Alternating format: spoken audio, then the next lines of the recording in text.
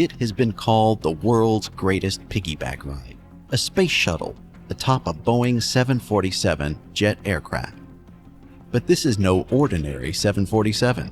This is the Shuttle Carrier Aircraft, the SCA. This specially modified jumbo jet was not only a taxi service for the shuttle, but also helped in the development of the shuttle itself. In 30 years of flying, the majestic image of a spacecraft joined to the SCA became a symbol of American invention and ingenuity.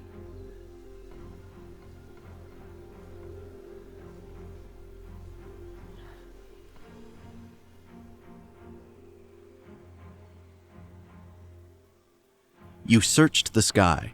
You heard the roar of the engines getting closer. Then someone would shout, "There it is, the SCA." In the 30-year history of the Space Shuttle, if you were one of millions of people who saw the SCA fly over your town, you understood the excitement it could generate. And so it was always a pleasure to have the locals come out and have the kids be able to look up and see a shuttle sitting on top of an airplane. That's certainly a huge memory of mine. When I was a teenager, when I lived in Huntsville, Alabama, where I was raised, and at the time I was at Von Braun Civic Center in Huntsville and looking up and seeing this airplane, and who would have thought that I would have ever flown this airplane? How ironic that I would end up being a guy who flew the airplane and being lucky enough to be the last guy to fly this vehicle for a 30-year shuttle program. The unique image of two sleek vehicles attached in a seemingly impossible configuration evokes feelings of progress, elegance, and achievement. To understand how the shuttle carrier aircraft came to be, you must understand the shuttle itself. It was America's first reusable spacecraft. At the end of a space mission, the shuttle would re-enter Earth's atmosphere. Then it would glide down to a runway at the Kennedy Space Center in Florida. There, engineers would get to work refitting the spacecraft for another mission.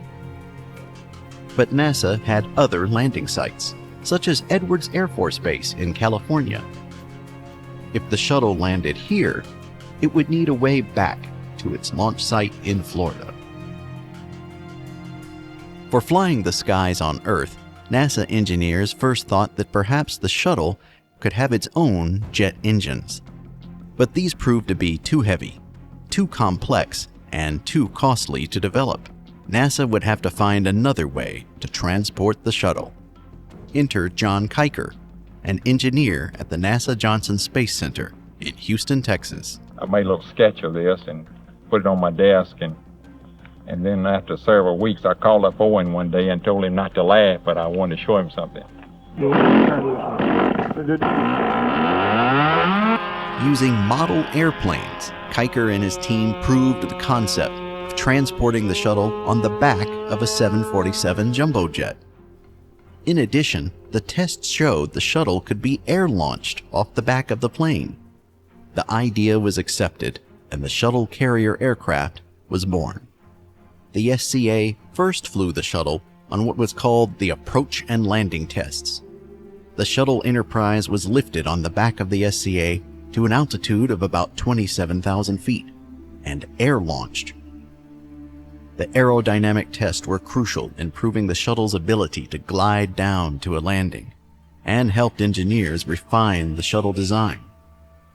Just as significant, the imagery of the SCA and shuttle in action was the public's first glimpse of an amazing new era of spaceflight that was just on the horizon. The shuttle became a renowned and iconic space vehicle.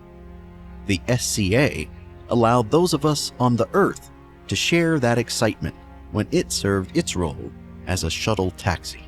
Mission by mission, SCA crews eagerly listened for word if the shuttle would have to land somewhere other than Florida. We start getting excited when we hear that the weather is bad in Florida. Those few of us that fly this airplane, like bad weather in Florida. So we get a chance to do our job. So as soon as we know that the shuttle is en route to California, that's when we start getting involved with the shuttle ferry team. So basically the shuttles are brought into the demate facility, and they're hoisted up, and the shuttle carrier aircraft, the 747, is moved under the shuttle, and then the attachments are made. The shuttle and its cargo can weigh anywhere from 160,000 to 220,000 pounds. To lift and fly with that much weight on its back, the SCA had some special modifications that made it unlike any other jetliner. Most noticeable were vertical fins mounted on the tail. The shuttle caused air turbulence, and the fins brought back stability to the flight.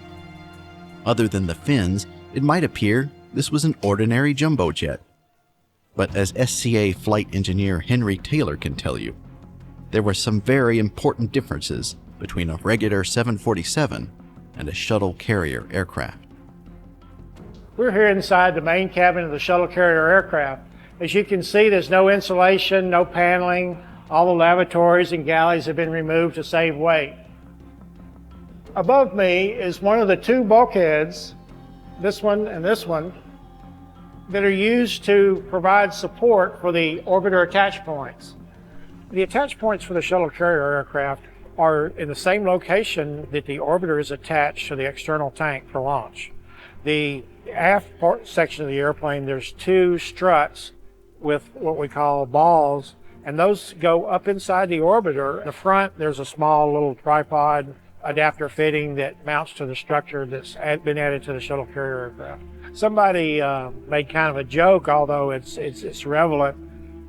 By the aft attach points, it says, attach orbiter here, note, black side down, which of course the black for the tile, so it's kind of a joke, make sure somebody doesn't put it on upside down. Although the plane itself had all the necessary technical requirements for a safe flight, the highly skilled crew monitored the systems carefully and experienced a different type of ride. From a pilot standpoint, there's a long wait. When the power's pushed up, you don't really realize the time that you're going to be on the runway before rotating the airplane into the air. So there's a big wait, and that's the big thing that was impressed upon me, I think, during my first shuttle ferry. As the shuttle program ended, the SCA had one final mission: deliver the shuttles Enterprise, Discovery, and Endeavour to their respective museums. Across the United States, for one last time, people got to see the unique vision of spacecraft and aircraft joined in flight. And with that, the SCA with the shuttle was not seen in the sky again.